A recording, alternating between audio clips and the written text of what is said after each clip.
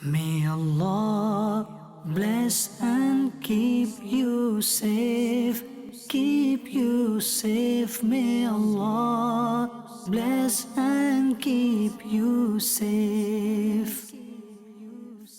الحمد لله رب العالمين والصلاة والسلام على سيد الأنبياء والمرسلين أما بعد فأعوذ بالله من الشيطان الرجيم بسم الله الرحمن الرحيم الصلاة والسلام عليك يا رسول الله وعلى آلك وأصحابك يا حبيب الله الصلاة والسلام عليك يا نبي الله وعلى آلك وأصحابك يا نور الله. My dear respected viewers of Madani Channel, we once again welcome you in our program Secrets of Health. In this program, we talk about health benefits and well-being and the impact of fasting on our health. Alhamdulillah, we have covered various topics. In the last program, we covered gut and fasting, and inshallah we will further take this topic ahead. But before we proceed ahead towards our topic, let's make few good intentions. My Shaykh Tariqat Amir of Ahl Sunnah Hazrat Allama Maulana Muhammad Ilyas Attar Qadri Damat Barakatuhum Al-Aliyah, founder of Madani Channel, founder of Dawat Islami, has given us a beautiful understanding and mindset that we should always make good intentions before performing any permissible task or any good deed. The viewers of Madani Channel, it's very important because if one does not make any intention, then he is not rewarded for that particular act. And the more intentions one makes, the higher the reward he attains. Because it is a saying of our beloved Prophet sallallahu ta'ala alayhi wa alihi wa sallam, Niyatul mu'mini khayrun min amalihi.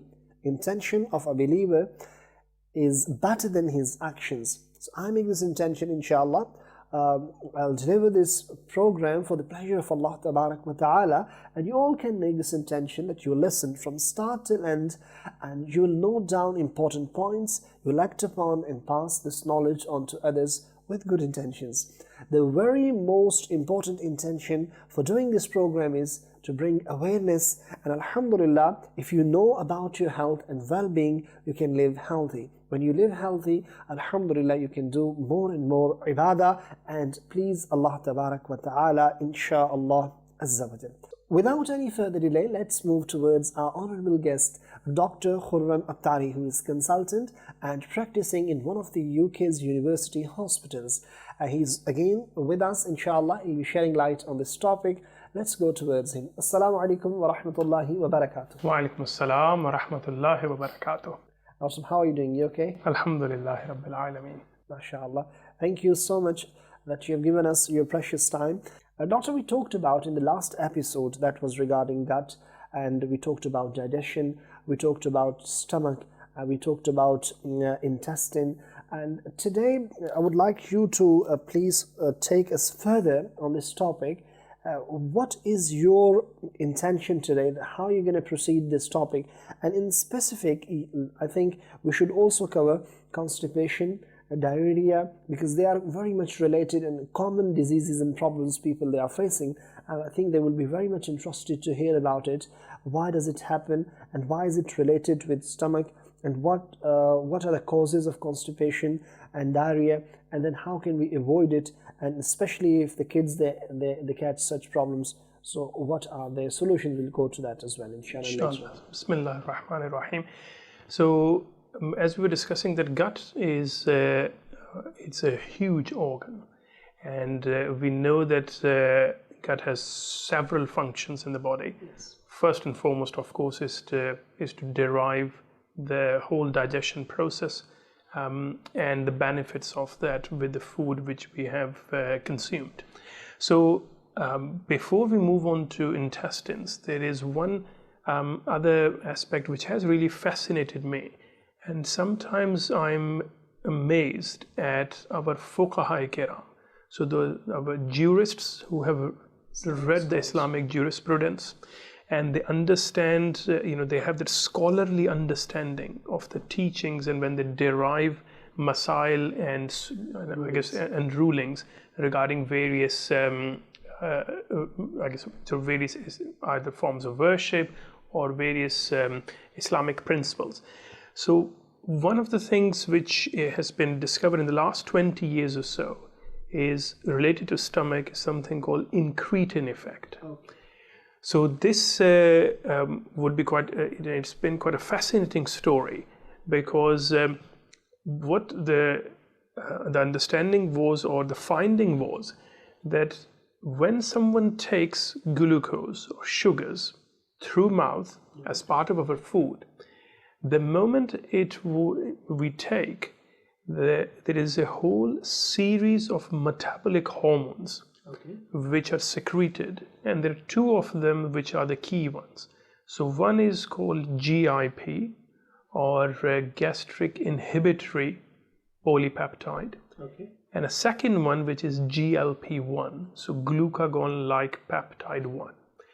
And the aim of these is to, because sugars are coming, so they get the pancreas ready to start pumping out insulin, so that as soon as that sugar is released, we need to keep that at the optimum level. So we need to get that sugar out of the bloodstream and into the cells.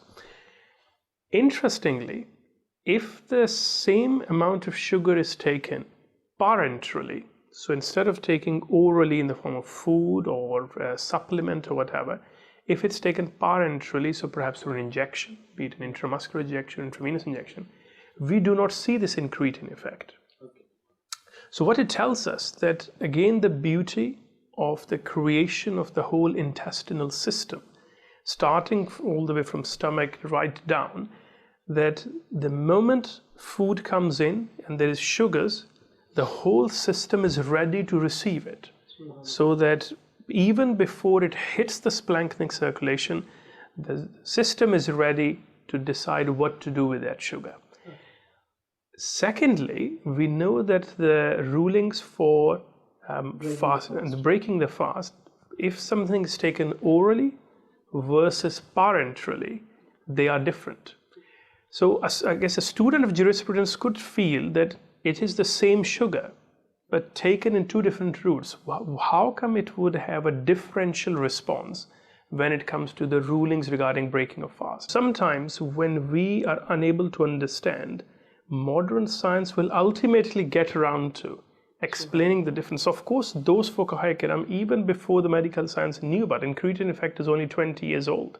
So how did they know that there is a difference in terms of how the food is taken, the source of energy, and what would break a fast? Because this is where one is deriving that direct benefit, and that's coming through incretin effect compared to parenteral route.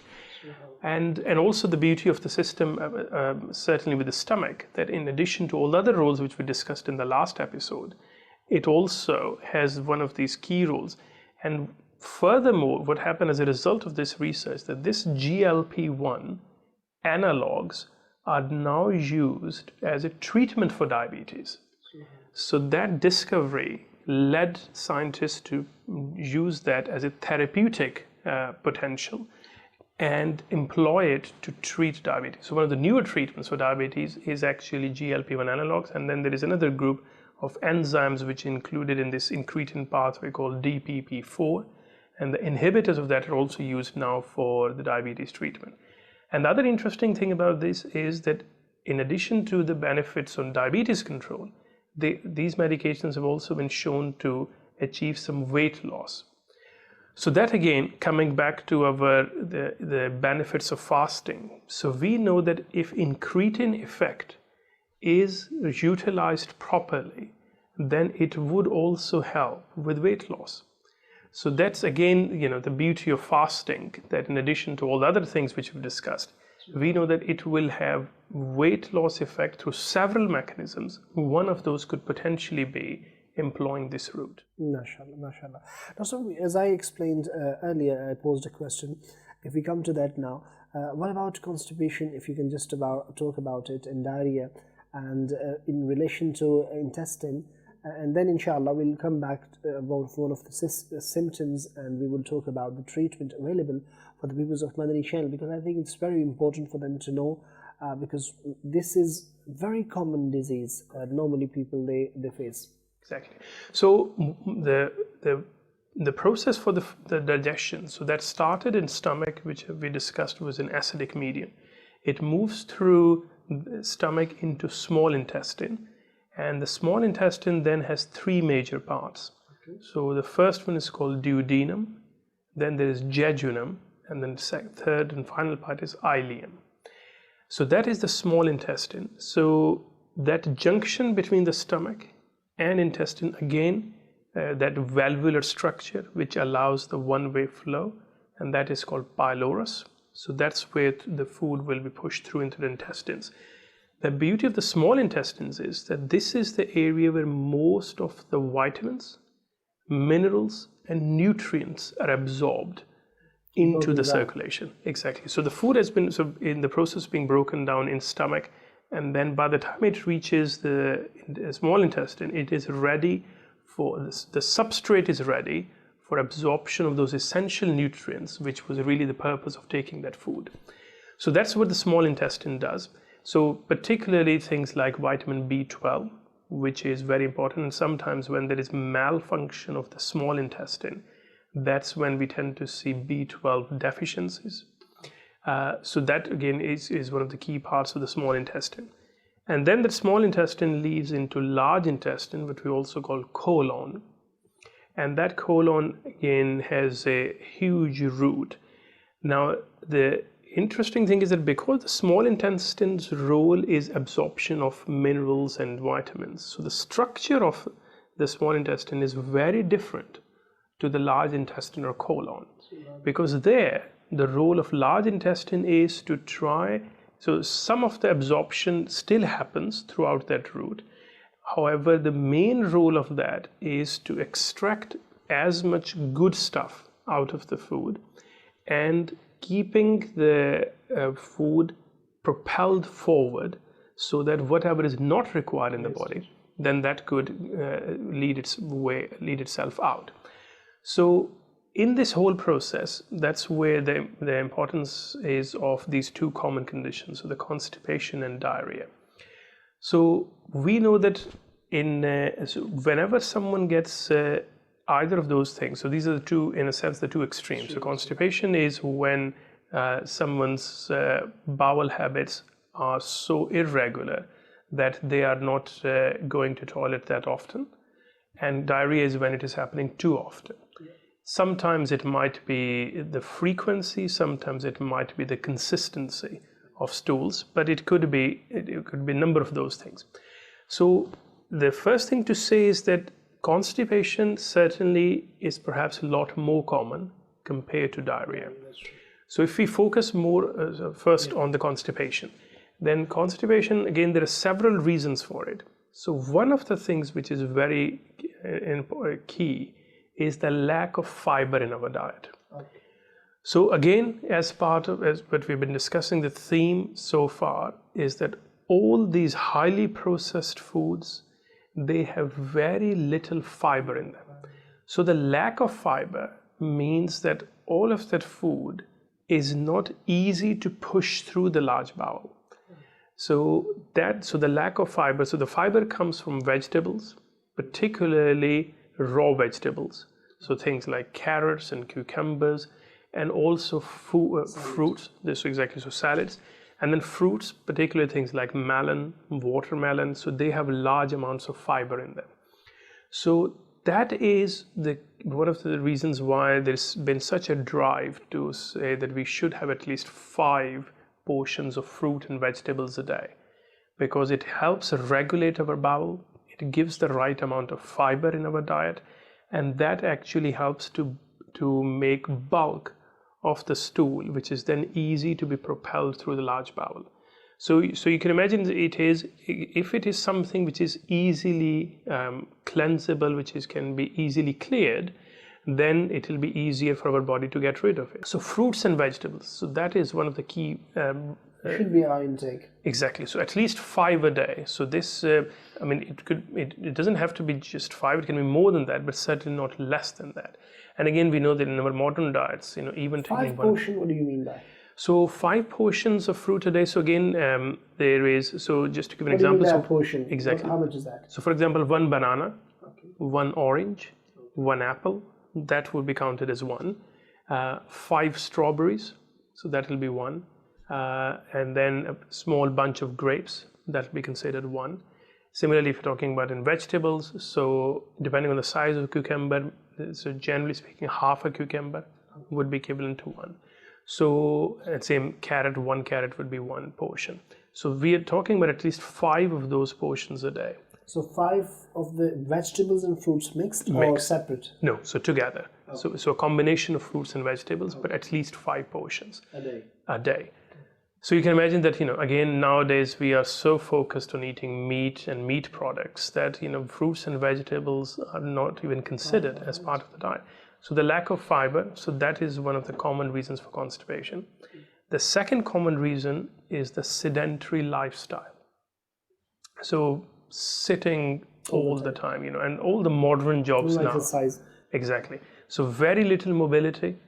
Most of the time just prolonged sitting in the chairs, and most of the modern jobs, they are also based on, they're all sitting jobs. Yeah.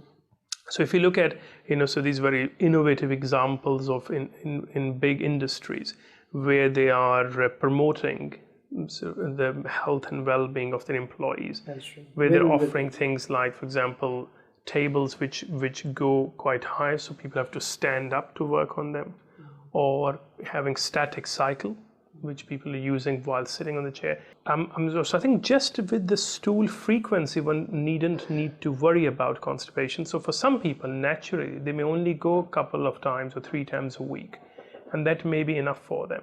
So it is basically disruption of the normal pattern. That's what usually would define constipation for somebody.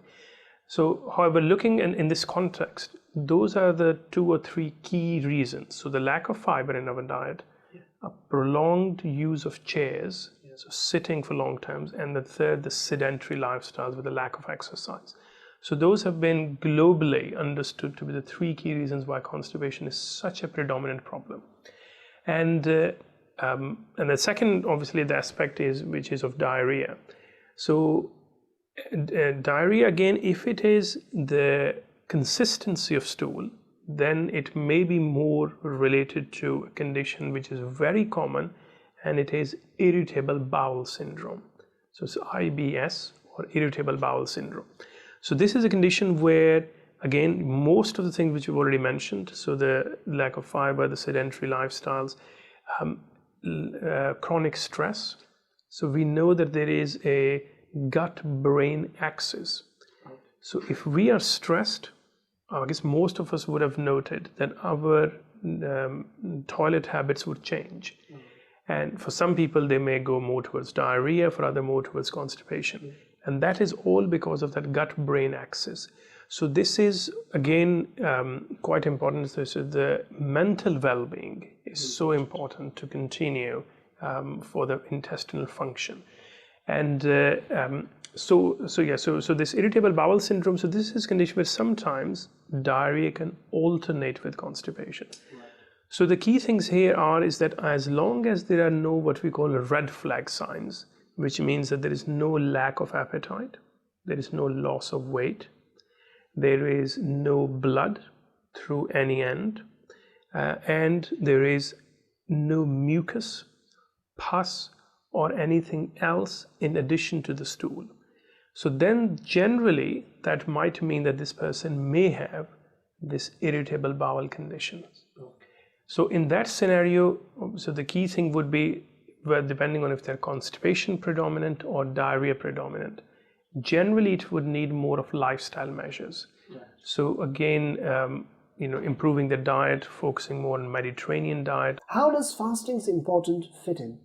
So the fasting, there has been a lot of evidence suggesting that, as we discussed in the last episode, that it has beneficial effects on the stomach.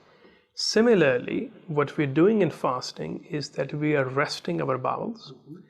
And also we discussed with reference to perhaps one of the earlier programs that there is a well-known phenomenon which is this concept of dishwasher waves.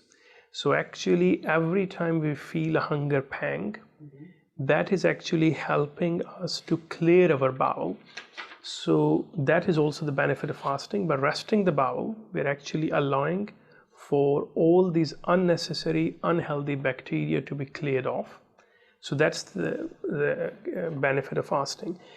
And another thing which is also quite important is that we know that we were discussing about that when people are in this habit of high fat, high calorie food, the fat deposition that also happens inside our bodies, and that is called visceral fat.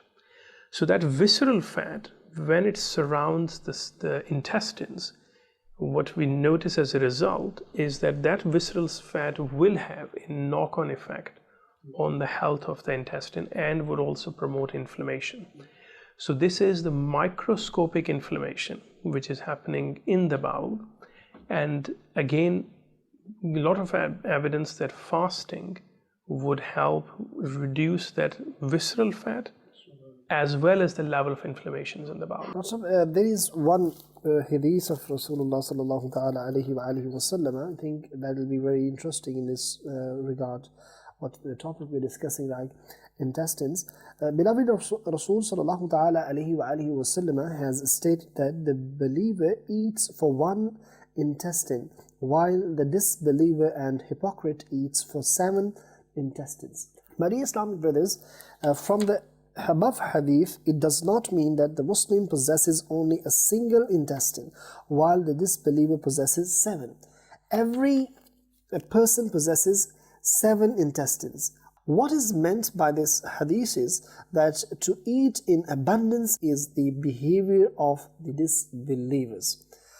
Hujjatul Islam Imam Muhammad Ghazali rahmatullahi ta'ala alayh, in further explaining this hadith, states that compared to a believer, a hypocrite eats 7 times more. It can also mean that the desire of a hypocrite to eat is 7 times more than of a believer. The word intestine in this context has been used in place of desire or craving. Subhanallah. Simply because it is the desire and craving which urges a person to consume food.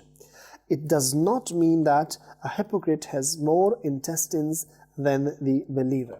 So, dear Islamic brothers and viewers of Madani Channel, this is what we are understanding, that how much should we eat? As a believers, we need to eat less. And that is the quality, that is one of the beautiful attributes which has been mentioned in hadith, that how does the believer, he reacts towards the food when it comes to eat. So alhamdulillah, a Muslim, the believer, a mu'min, he eats less food, and at the same time when it comes to fasting in Ramadan al-Kareem, alhamdulillah, this is widely practiced throughout Ramadan, and in other than Ramadan we should also fast.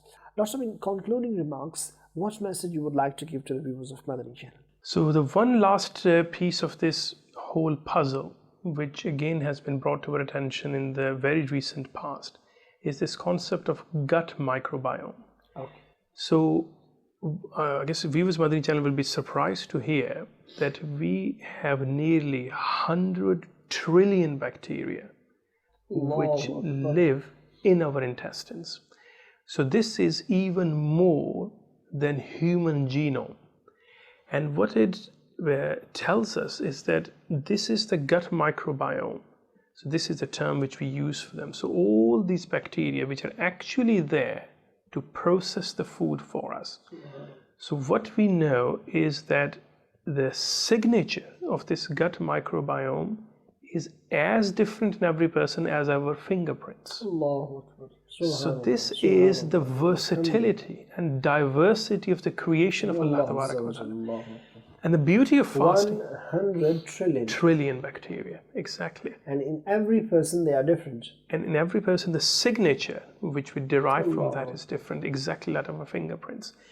And the beauty of this creation is that this whole gut microbiome, this is there not just to process food for us, but actually we now know that a lot of chronic inflammatory diseases actually happen because of disruption in the gut microbiome.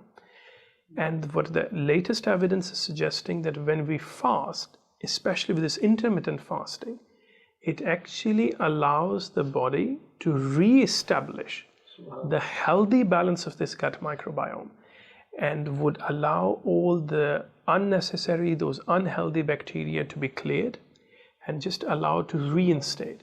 And we do see that it is in examples in people who perhaps have had an operation on their gut where it was removed, or in people who have had constipation due to conditions where the gut becomes very slow. So there is a whole range of conditions which can cause then what we call slow transit conditions. What we see is there is bowel bacterial overgrowth, and that is sometimes what can also lead to diarrhea. So again, we know that in people who regularly doing fasting, they are actually less likely to have any of those problems because their gut microbiome has had time to re-establish and reinstate thanks to the fasting. MashaAllah, beautiful. Dear viewers of Madani Channel, I have just one sentence, and that is saying of the Prophet sallallahu ta'ala alayhi wa alihi wasallam, fast and you'll become healthy. And that is what, alhamdulillah, is being proven by the science of this day and age today, as you're hearing from a consultant, a doctor, and through research. Dear viewers of Madani Channel, alhamdulillah, that's all for today what we have covered, but we'll come back with another interesting episode, another interesting topic next time. Until then, keep watching Madani Channel, keep reciting Salat ala Nabi. Sallu ala al-Habib, sallallahu ta'ala ala Muhammad. May Allah bless and keep you safe, keep you safe. May Allah bless and keep you safe.